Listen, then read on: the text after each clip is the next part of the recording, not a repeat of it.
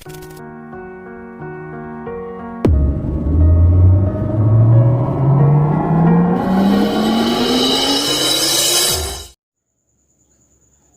Morning students.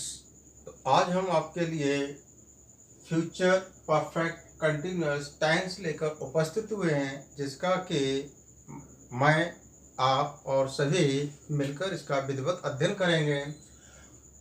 Future perfect continuous tense के लिए सबसे पहले बात आती है कि हम उसकी पहचान को जानें, कि हम ये जान लें कि जी हमारा टेंस कौन सा है और हम इसे किस तरीके से पहचान लेते हैं, और पहचान के साथ साथ हम उसका स्ट्रक्चर के आधार पर उसके वाक्य की रचना कैसे करें, ये सब हमें जानना होता है। तो सबसे पहले हम जानते हैं पहचान हिंदी वाक्यों की।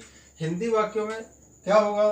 समय प्लस रहा होगा, रही होगी, रहे होंगे। यहाँ समय मैंने सबसे पहले आपको ये लिखा हुआ है। यहाँ मोस्टली अधिकांशतः गुरुजन जो बतलाते हैं वो कहते हैं से रहा होगा, से रही होगी, से रहा होगा। तो मैंने बार बार से शब्द का इस्तेमाल न करके एक बार में ही समय शब्द को लिखा हुआ है, समझाया हुआ है कि आप इसे समझ लें कि एक समय चाहे वो पॉइंट ऑफ टाइम हो, पीरियड ऑफ टाइम हो, अर्थात निश्चित समय हो या अनिश्चित समय हो, कोई फर्क नहीं पड़ता, मगर समय का होना अति आवश्यक है। बात करते हैं इसके बाद एडवर्ब की। एडवर्ब अर्थात क्रिया विशेषण, उसकी क्रिया की विशेषता को बतलाए वो क्रिया विशेषण कहलाता है, एडवर्ब कहलाता है। और ये होता है since, for plus future time. Future time का मतलब होता है वही tomorrow, the next day, next night, next week. ये जो समय होता है वो फ्यूचर का होता है, वो इस सिंस फॉर के साथ जरूर आएगा। इसके बाद जानते हैं हम स्ट्रक्चर। स्ट्रक्चर का अभिप्राय होता है वाक्य की संरचना। वाक्य की रचना यानी वाक्य का निर्माण कैसे करें, हाउ टू मेक सेंटेंसेस। हम जो वाक्य बनाएं तो वाक्य कैसे बनाएं, तो उसके लिए सबसे पहले हम बात करते हैं सिंपल सेंटेंस के। सिंपल सेंटेंस, अगर सिंपल सेंटेंस वो सेंटेंस होता है जो सारे सेंटेंस का एक आधार होता है, बेस होता है, और इस बेस को समझ लिया अपने आप मंजिल मिल जाती है, आसान हो जाता है। तो यहाँ बेस क्या आपका सिंपल, यानी इसी को हम अफर्मेटिव भी कहते हैं। सब्जेक्ट, सबसे पहले क्या होगा? सब्जेक्ट प्लस शैल या विल। शैल और विल हेल्पिंग वर्ब क्या होगी? Helping verb plus have been plus V1 plus ing plus object plus since या फॉर में से एक प्लस फ्यूचर टाइम। जो भी होगा वो हमारा फ्यूचर समय होगा। इससे हम पहचान जाएंगे कि ये हमारा फ्यूचर परफेक्ट कंटिन्यूअस का वाक्य है।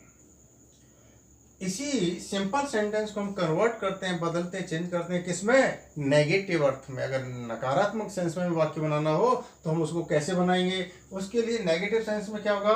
सब्जेक्ट प्लस शैल या विल प्लस नॉट। शैल और विल के तुरंत बाद नॉट आएगा plus have been. Have been बाद में, नॉट के बाद हैव बीन आएगा plus V1 plus ing plus object plus since या फॉर प्लस फ्यूचर टाइम। इस तरीके से हमने ये अपना नेगेटिव सेंस को कंप्लीट किया। अब बात करते हैं इंटेरोगेटिव सेंटेंस, अर्थात जब नेगेटिव सिंपल को जाना फिर नेगेटिव को जाना, तो अब हम इसके साथ साथ क्या जाने? इंटेरोगेटिव को। इंटेरोगेटिव जानने के लिए हमें क्या है? Interrogative sentence WH word. WH word यानी क्वेश्चन वर्ड, इनसे प्रश्न पूछे जाते हैं। प्रश्न पूछे जाने का मतलब है क्या, क्यों, कब, कैसे, कहाँ, किसने। ये जो शब्द हिंदी में होते हैं वो हिंदी वाक्य के मध्य में आते हैं, तो उनकी अंग्रेजी हम सबसे पहले WH वर्ड या क्वेश्चन वर्ड के रूप में सबसे पहले लिखते हैं। उसके बाद हेल्पिंग वर्ब शैल या विल। शैल और विल यानी जो सहायक क्रिया है, हेल्पिंग वर्ब है, हम इसको WH वर्ड के बाद लिखते हैं। सपोज मान लीजिए अगर क्या, क्यों, कब, कैसे, कहाँ, किसने वाक्य के मध्य में नहीं आया तो क्वेश्चन वर्ड का प्रयोग नहीं करेंगे, क्वेश्चन वर्ड या WH वर्ड का प्रयोग नहीं करेंगे। तो इसका अभिप्राय है कि वो वाक्य हमारा WH वर्ड के स्थान पर शैल और विल से प्रारंभ होगा। प्लस सब्जेक्ट कार्य का करने वाला कर्ता प्लस नॉट। अगर वही वाक्य नकारात्मक अर्थ में, नेगेटिव सेंस में है तो नॉट का प्रयोग करेंगे। अन्यथा नहीं। प्लस हैव बीन के बाद plus B1 plus ing plus object plus since या for plus future time plus question mark. इस तरीके से हमने जान लिया कि हमारा इंटेरोगेटिव सेंटेंस, साथ में इंटेरोगेटिव के साथ साथ नेगेटिव सेंस भी हो, तो हम दोनों तरीके से इसको समझ लेते हैं। और सबसे पहले बात एक और यही है कि WH वर्ड के नीचे अंडरलाइन क्रॉस, इसका मतलब क्या है? इसका अभिप्राय यही है कि उनकी ज़रूरत है तो हम उसका इस्तेमाल करेंगे, अगर नहीं है तो हम उसका इस्तेमाल नहीं करेंगे। अर्थात ज़रूरत है या नहीं कैसे जाने, ये मैं पहले कह चुका आपको क्या, कि अगर हिंदी वाक्यों के मध्य में क्या, क्यों, कब, कैसे आए तो ये WH वर्ड आते, अन्यथा नहीं आते। ऐसे ही इंटेरोगेटिव सेंटेंस नेगेटिव सेंस, नकारात्मक अर्थ में तो नॉट का प्रयोग करेंगे, अन्यथा नहीं। क्रॉस लगा रखा है अंडरलाइन करके, तो आपको इसका प्रयोग नहीं करना अगर नकारात्मक नहीं है तब। ये जानने के बाद हम जानेंगे क्या, नोट। नोट का अभिप्राय है कि हम ये shall have been, will have been जो लगा रहे हैं वो कैसे लगाएं हैं, साथ में सिंस या फॉर का प्रयोग कैसे करें। तो ये नोट के अंतर्गत है number 1 first person subject. First person subject I और बी, इसके अंतर्गत फर्स्ट पर्सन में दो ही सब्जेक्ट आते हैं, आई और वी। तो आई और वी के साथ साथ shall have been plus verb की first form plus ing plus future time, जो भी फ्यूचर टाइम है वो इनके साथ साथ आएगा।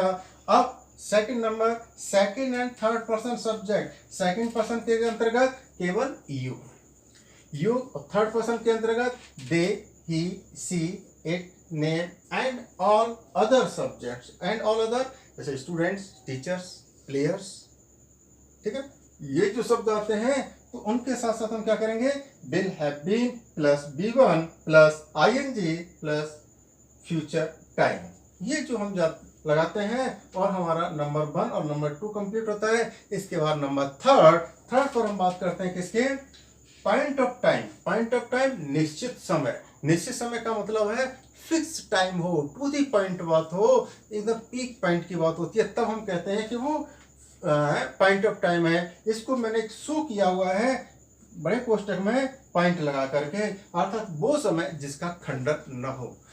1 बजे, 1 बजे का मतलब है न 1 सेकंड कम न 1 सेकंड ज्यादा, बिल्कुल फिक्स पॉइंट होता है, उसे हम कहते हैं पॉइंट ऑफ टाइम। और जब पॉइंट ऑफ टाइम होता है तो उसके लिए हम सिंस का प्रयोग करते हैं। अब नेक्स्ट नंबर है 4 period of time. Period of time का मतलब होता है अनिश्चित समय। अनिश्चित समय का अभिप्राय है ड्यूरेशन, अवधि, समय की अवधि हो, जैसे 2 घंटा, 4 घंटा, 2 दिन, 4 दिन, 15 दिन, 1 माह, इस तरीके का जो समय दिया जाता है वो समय की अवधि कहलाती है। इस समय की अवधि का अभिप्राय है, बड़े कोष्ठक में दे रखा मैंने क्या, डॉट डॉट डॉट डॉट, अर्थात जिस समय के खंडन हो, टुकड़े हो। सपोज मैंने कहा 1 मिनट, 1 मिनट का अभिप्राय हुआ 60 सेकंड से, तो यहाँ टुकड़ों में हुआ। इसके लिए अगर ड्यूरेशन है, अवधि है, तो हम क्या करेंगे, उसके लिए फॉर का प्रयोग करें। इस तरीके से हमने अपने को जाना कि उसकी हिंदी वाक्यों की पहचान को, एडवर्ब को, स्ट्रक्चर, सिंपल, नेगेटिव, इंटरोगेटिव को। इसके बाद हमने अपने नोट को भली बात जान लिया। अब हम जानते हैं, अभ्यास करते हैं एक्सरसाइज का। एक्सरसाइज हमारे 3 प्रकार की होती हैं। नंबर 1 ट्रांसलेट इनटू इंग्लिश, अर्थात एक हिंदी वाक्य को हमें अंग्रेजी में कन्वर्ट करना होता है, ट्रांसलेट करना होता है, इसीलिए हम इसे कहते हैं ट्रांसलेट इनटू इंग्लिश, इसी को ट्रांसलेशन भी कहते हैं। ऐसा भी होता है कई बार कि इंग्लिश का वाक्य दे देते हैं, उसे हिंदी में कन्वर्ट करना होता है, ऐसा भी हो सकता है। Number 2 fill in the blanks. Fill in the blanks अर्थात एक वाक्य होता है और उसके बीच में खाली स्थान होता है डॉट डॉट करके, और एक वर्ब ब्रैकेट में होती है, उस ब्रैकेट वाली वर्ब को हमें खाली स्थान में, ब्लैंक्स में फिल करना होता है according to the rules of the tense.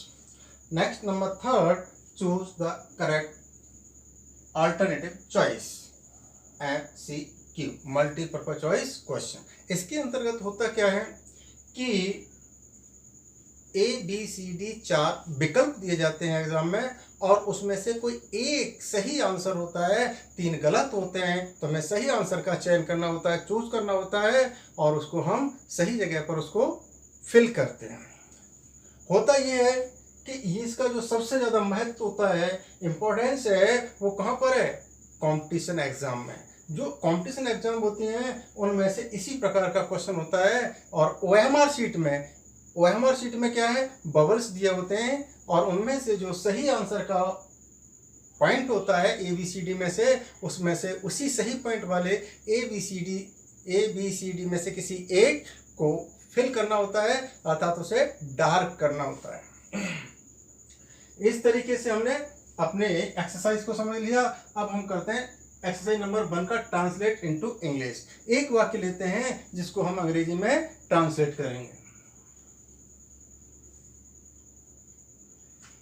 हम कल प्रातः 8 बजे से अंग्रेजी का अध्ययन कर रहे होंगे। अब इसको जो बनाएंगे, ट्रांसलेट करेंगे, तो सबसे पहले हमने क्या करें कि इसके कर्ता को लें। कर्ता के लिए मैंने एक बात को फिर याद आया, कर्ता शब्द कहते हैं कि मैंने अपने पिछले वीडियोस में भी आपको ये 2 लाइनों में अच्छा मार्मिक लाइनें दी थी, जिससे कि आपको लर्न हो जाए कैसे कि कर्ता क्रिया कर्म ट्रांसलेशन नर्म। कहने का मतलब है कि हम सबसे पहले अपने कर्ता को लगाना सीखें, क्रिया को लगाना सीखें और फिर उसके बाद कर्म। फिर इसके तुरंत बाद जो भी अन्य शब्द आते हैं क्रमानुसार लगा देते हैं और हमारा वो वाक्य बनाना बहुत ही सरल हो जाता है, आसान हो जाता है। तो हमें सूत्र को अपनाना चाहिए, कर्ता क्रिया कर्म और ट्रांसलेशन नर्म वाले सूत्र को, स्ट्रक्चर को। अब इसका एग्जाम्पल हमने जो लिया था उसके हमने सबसे पहले क्या लगाया? We shall have been. ये हमारी क्या है? फ्यूचर परफेक्ट कंटिन्यूअस टेंस की हेल्पिंग वर्ब होती है, जो कि शैल हैव बीन हमने लिखा इसके तुरंत बाद। और इसकी मेन वर्ब क्या है? अध्ययन करना, अध्ययन कर रहे होंगे, तो उसके लिए स्टडी में हमने स्ट्रक्चर में सीखा कि वर्ब की फर्स्ट फॉर्म में ING लगाते हैं। तो स्टडिंग किसकी? अंग्रेजी का। तो अंग्रेजी का ऑफ इंग्लिश कब? टुमारो। कब से? सिंस 8 AM, सुबह 8 बजे से। तो इस तरीके से हमने सुगमता से, बड़े आसानी से अपने सिंपल सेंटेंस को, अफर्मेटिव सेंटेंस को तैयार किया। अब हम कहेंगे इसको नेगेटिव में कन्वर्ट करें, नकारात्मक में इसे बदलें। उसके लिए हमें क्या करना होगा? केवल हमें नॉट का लगाना सही जगह पर सीखना होगा। वो क्या है? We shall. शैल के तुरंत बाद हमने इसको नॉट को इस्तेमाल किया कि we shall not have been studying of English tomorrow since 8 AM। अब इस तरीके से हमने जब सिंपल नेगेटिव को बनाया तो हम बात करते हैं इंटेरोगेटिव की। इंटेरोगेटिव वो भी हेल्पिंग वर्ब के साथ। Shall we have been studying of English tomorrow since 8 AM? Question mark. इस तरीके से हमने सुगमता से क्या किया कि इंटेरोगेटिव हेल्पिंग वर्ब के साथ तैयार किया। अब इसी को कहेंगे कि नेगेटिव में कन्वर्ट करो, नकारात्मक अर्थ में बदलो। तो इसमें केवल नॉट का प्रयोग फिर करेंगे। Shall we not have been studying of English tomorrow since 8 AM? Question mark. इस तरीके से हमने अपने 2 वाक्य हेल्पिंग वर्ब से तैयार कर लिए। अब हम बात करते हैं WH वर्ड। WH वर्ड के साथ बनाएं।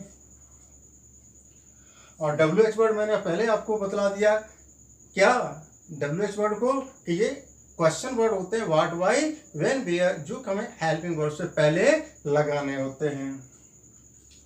Why shall we have been studying of English tomorrow since 8 AM? Question mark. हमने WH वर्ड के साथ भी उसी वाक्य को ट्रांसलेट किया, कन्वर्ट किया। अब इसी को नेगेटिव सेंस में भी,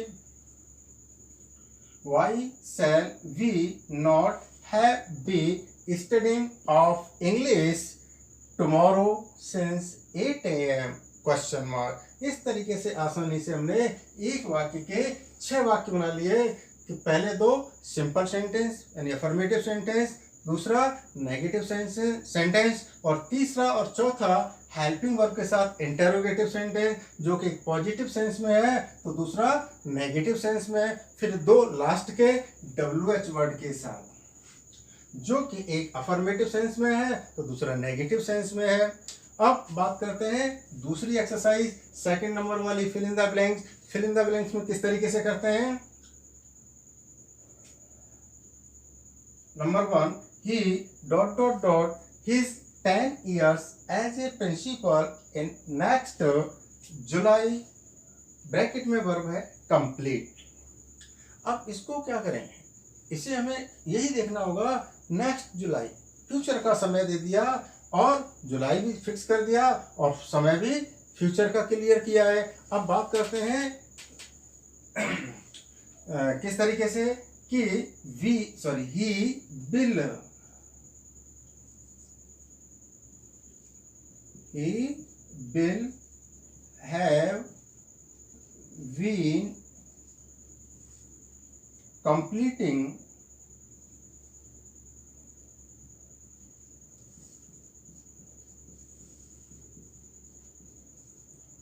will have been completing और इसको किया अंडरलाइन। इस तरीके से हमने इस ब्लैंक को फिल किया। सेकंड नंबर का we ... for him for an hour wait। अब हमने बात की we shall have been, we के साथ shall का प्रयोग करेंगे, we shall have been, verb क्या है हमारी वेट, तो वेटिंग, और इसको फिर अंडरलाइन किया। Number third, you ... in your exam since second March 2011 और ब्रैकेट में वर्ब है appear। you के साथ क्या आएगा, helping verb will, you will have been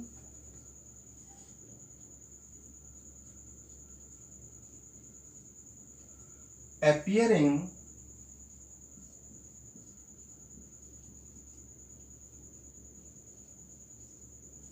in your exam since second March 2021। 21 में अपने को क्या किया, इसको exercise number 3, choose the correct alternative choice MCQ। इसके अंतर्गत होता क्या है कि ABCD 4 अल्टरनेटिव दिए होते हैं, उन अल्टरनेट में से हमें किसी एक को सेलेक्ट करना होता है, एक को चूज करना होता है, और इसीलिए हम कहते हैं मल्टीपर्पज चॉइस क्वेश्चन। अब इसकी एग्जाम्पल में बात करते हैं।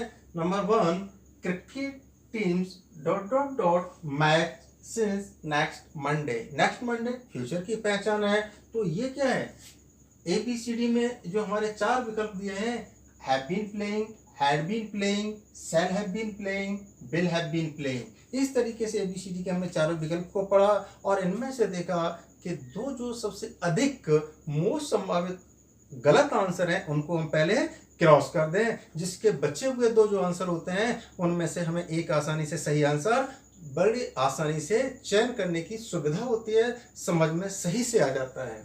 अब क्या है, तो इसमें से हमने जो गलत आंसर को लिया तो क्या है, वो नेक्स्ट मंडे फ्यूचर की एडवर्ब थी, तो यहाँ पर प्रेजेंट की ए यानी हैव बीन प्लेइंग को क्रॉस किया, हैड बीन पास्ट को क्रॉस किया, दो गलत आंसर हो गए। अब बचे फ्यूचर के दो शैल हैव बीन और विल हैव बीन, तो ये डिपेंड किस पर करते हैं, सब्जेक्ट पर। सब्जेक्ट हमारा क्या है, क्रिकेट टीम, तो क्रिकेट टीम के साथ शैल आएगा नहीं, क्या आएगा, विल, तो सी आंसर भी गलत है, डी आंसर इज राइट। अब इसको विल हैव बीन प्लेइंग, यहां हमने कंप्लीट फिलअप किया, will have been playing,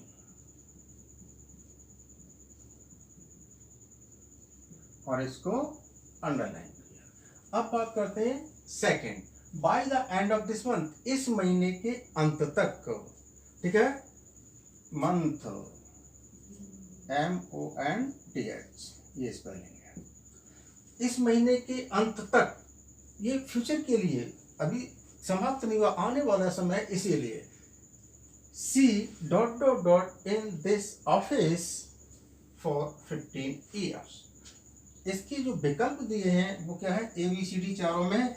A shall have been working, B will have been working, C had been working, D have been working। अब जो हम सही answer करेंगे, चयन करेंगे, तो वो कैसे कि हमें सबसे गलत आंसर को क्रॉस करें। तो पहले जो हम गलत करेंगे, हैड बीन जो पास्ट के लिए है और हैव बीन प्रेजेंट के लिए, ये गलत किया। बचा हमारा शैल हैव बीन और विल हैव बीन। तो कर्ता हमारा सी है, सी के हिसाब से शैल गलत है और will have been is the right answer. इसीलिए हमने क्या किया, विल हैव बीन वर्किंग यहां भी फिल किया।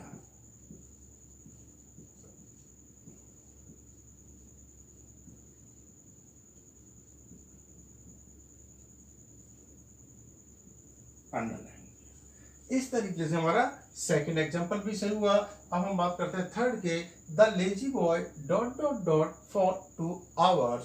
इसके जो विकल्प दिए हैं, has been sleeping, had been sleeping, will have been sleeping और शैल हैव बीन स्लीपिंग। जो गलत आंसर है वो हमारे गलत में क्या होगा, नंबर 1 ए वाला गलत है, हैज बीन स्लीपिंग, और बी हैड बीन स्लीपिंग ये गलत आंसर है। Will have been sleeping, shall have been में से एक आंसर सही है। तो वो किस पर डिपेंड करेगा, सब्जेक्ट पर। सब्जेक्ट क्या है, बॉय, तो बॉय के लिए will have been it the right answer, D it the wrong answer. तो अब ये क्या हुआ, जब हमें सही मिला तो हम इसे फिल अप कर दें। Will have been sleeping.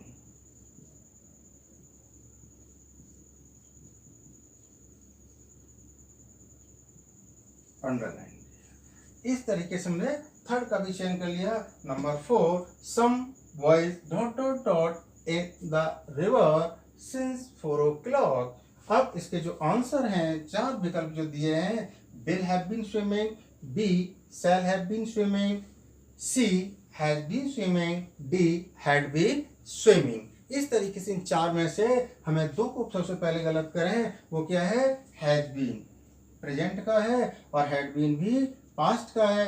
अब यहाँ पर विल हैव बीन स्विमिंग और shall have been swimming subject पर डिपेंड करता है। सब्जेक्ट हमारा क्या है, वॉइस, तो वॉइस के साथ shall have been and B answer गलत है। अब बचा क्या, ए में क्या होगा हमारा, विल हैव बीन स्विमिंग।